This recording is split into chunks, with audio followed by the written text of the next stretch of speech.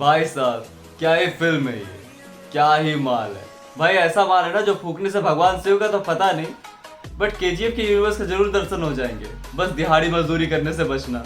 और वो कौन हॉलीवुड के डोचे हैं जो बोलते हैं कि इंडियन फिल्म कभी भी हॉलीवुड के सामने टिक नहीं सकती, खड़ी नहीं हो सकती। भाई रॉकी भाई wants to know your location, अपना लोकेशन थोड़ा सा प्लीज।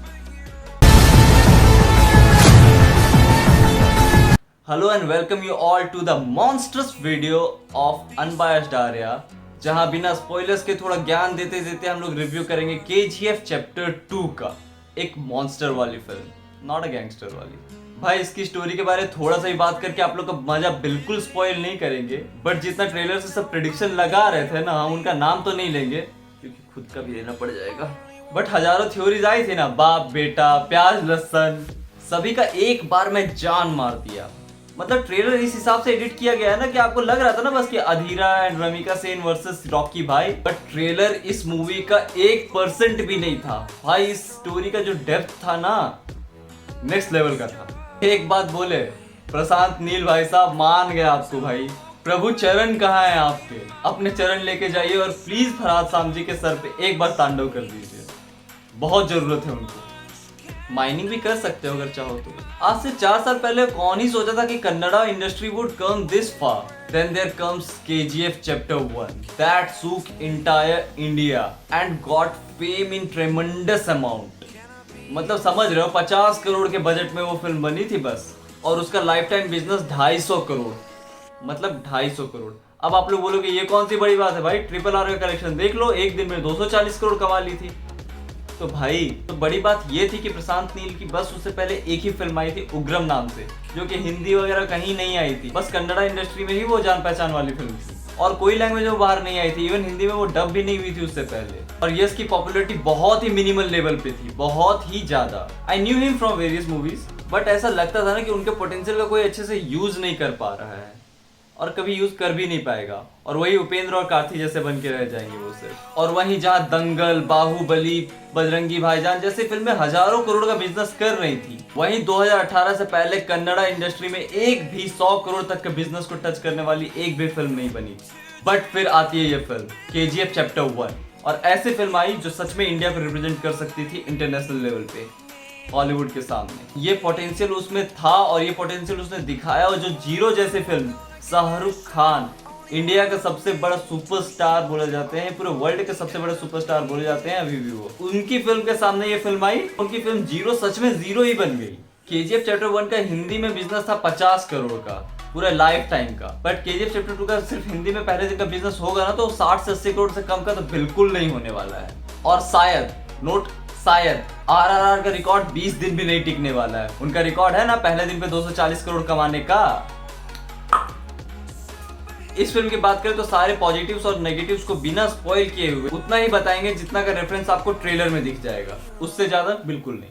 तो यार इसका ब्लैक शेड नियोन वाला भाई मार्वेलस, क्या ही शेड इसमें। इंडिया में तो शायद पहली बार इस शेड का यूज किया गया था। सिनेमेटोग्राफी और कैमरा वर्क्स को तो इन्होंने नेक्स्ट लेवल पे ले गया।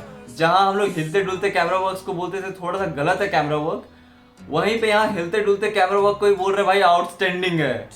और बीजीएम, क्या ही बीजीएम है यार, बवाल बीजीएम है। आप लोग तो केजीएफ चैप्टर 1 से जान ही रहोगे, बट बीजीएम से याद आया, इसके इंटरवल और क्लाइमेक्स में विक्रम का बीजीएम है। विक्रम है सो अपकमिंग फिल्म है सुपरस्टार कमल हसन सर की।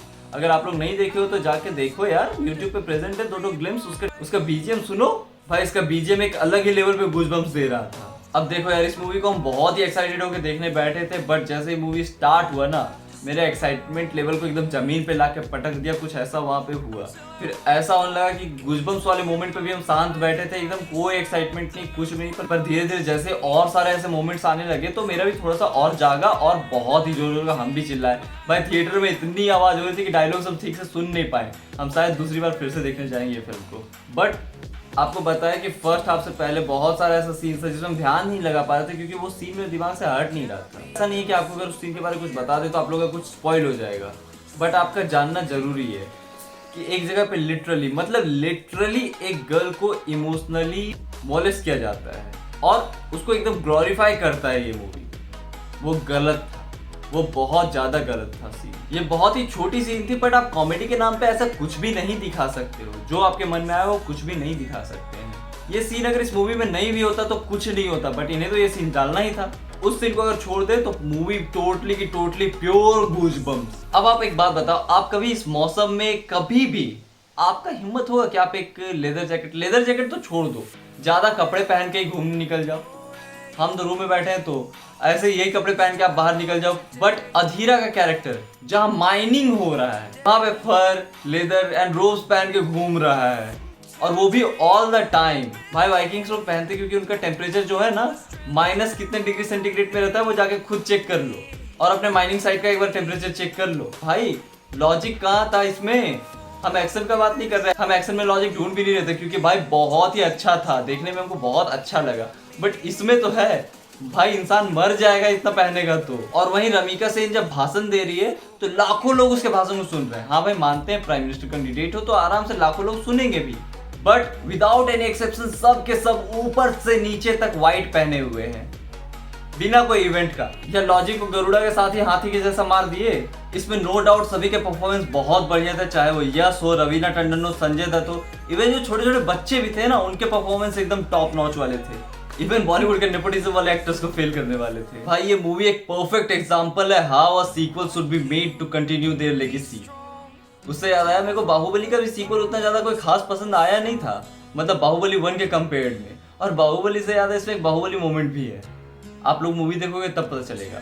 और आप लोग के लिए एक बहुत बड़ा सरप्राइज छुपा के रखी है ये फिल्म। जब मूवी एंड हो जाता है ना तो उसमें कुछ है, बहुत बड़ा सरप्राइज है। अगर आप लोग मूवी देखने जाओ तो वो एंड वाला सीन बिल्कुल भी मिस मत करना। इसके वीएफएक्स के लेवल को प्रशांत भाई साहब ने एक अलग ही लेवल पे पहुंचा दिया, मतलब बिल्कुल ही अलग लेवल पे। Yes yes yes, you are a very big thing. आप लोग को जितना एक्सपेक्टेशन लगाना है इस मूवी से लगा लो। एक्सपेक्टेशन इंटू 100 याद है ना, एक्सपेक्टेशन इंटू 100 वो भी लगा लो। ये मूवी आप लोग को बिल्कुल डिसअपॉइंट नहीं करेगी, बहुत ज्यादा पंप अप कर देगी। और इतना कि आप लोग ये मूवी एक बार से ज्यादा देख सकते हो, जितना बार आप देखना चाहो देख सकते हो ये film. I will rate this film 8.5 out of 10 stars. बाकी यहाँ तक वीडियो देखने में आप सबको thank you and signing it of.